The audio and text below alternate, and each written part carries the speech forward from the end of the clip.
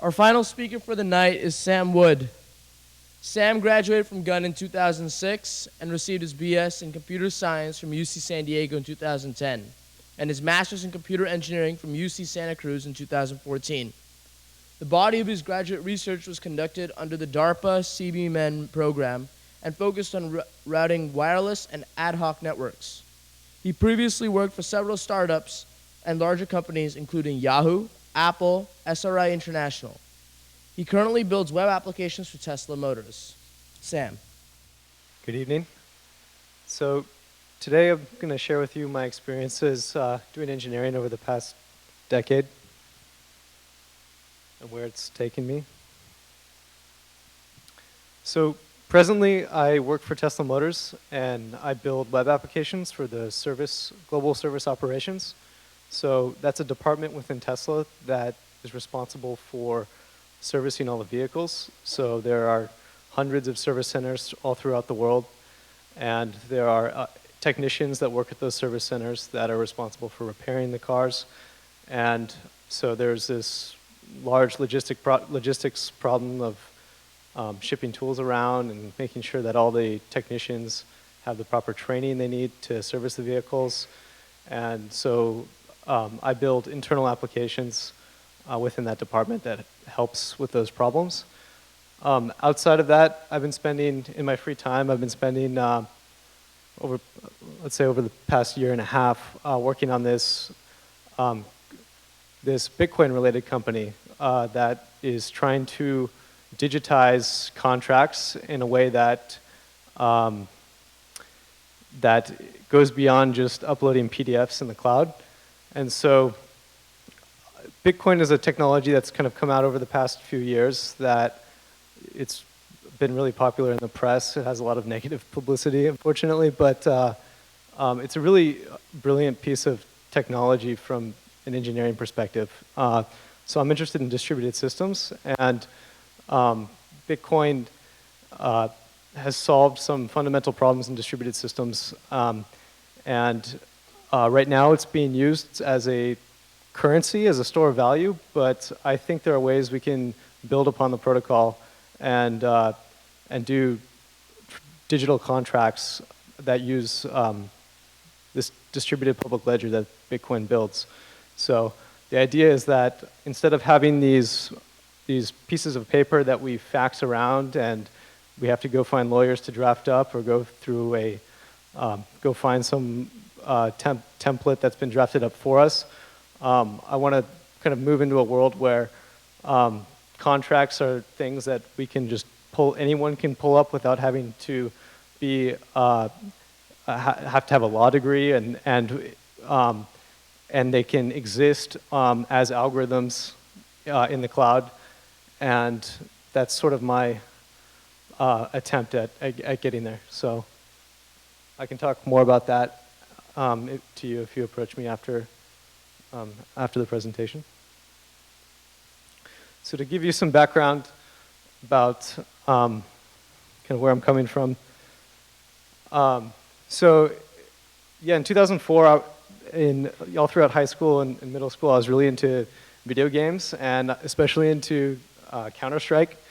I played it a lot, and I wanted to have my own servers to host the matches for my team or my clan, and to do that, it meant that I had to pick up Linux administration stuff, and I had to learn things like computer networking. I had a bunch of friends at Gunn that wanted to play Counter-Strike with me, and so we would get together and have LAN parties. And to do that, we had to learn how to connect the computers and learn the basics of computer networking. Then I took Mr. Paley's AP Computer Science class and learned a lot. It was a really hard class for me. And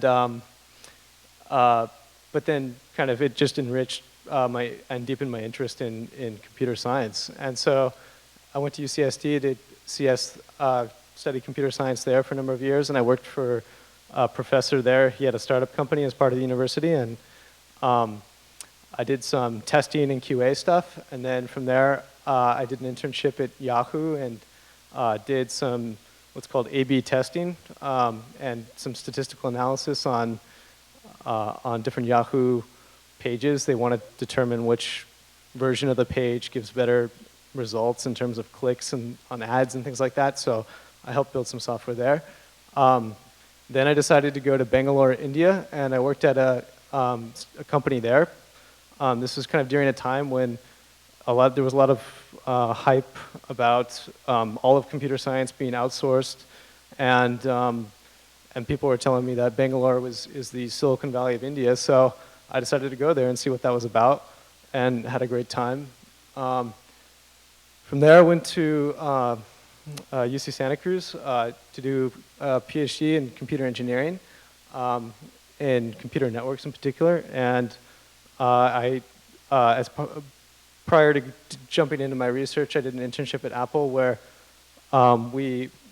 there's this Apple product called iTunes Match, where you can take upload your music libraries into the cloud, and it'll match the tracks that already exist in the iTunes store. And so I did some data analysis on that, where we wanted to keep track of like which tracks were popular and kind of where to cache tracks and stuff like that. So I did some work there, and then as part of my graduate work, which I'm going to talk a little bit more, I did an internship at SRI, which they've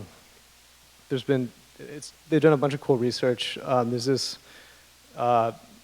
this one scientist, Douglas Engelbart, who I really recommend if you're interested in science and engineering, looking into him. And he has this demo on YouTube called The Mother of All Demos, where in the 60s he's demonstrating like the internet and video conferencing and telecom, like all these technologies that we're only kind of starting to see.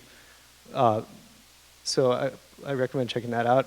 I took my research and turned that into a master's, and now I'm working at Tesla Motors. So as part of my graduate work at UC Santa Cruz, there's this interesting problem called where it's called the last mile problem in computer networks, where you have all these devices like your laptops, cell phones, PDAs, and they have all these different types of interfaces. But if you're in an environment, like if there's an earthquake or you're in a war zone or something like that, you don't have cell towers and you don't have access points, it's really hard to communicate with people at all, and if at all. I mean, there's some apps that have come out recently, like Open Garden has an app called FireChat, where you can form these mesh networks on the fly on your cell phone.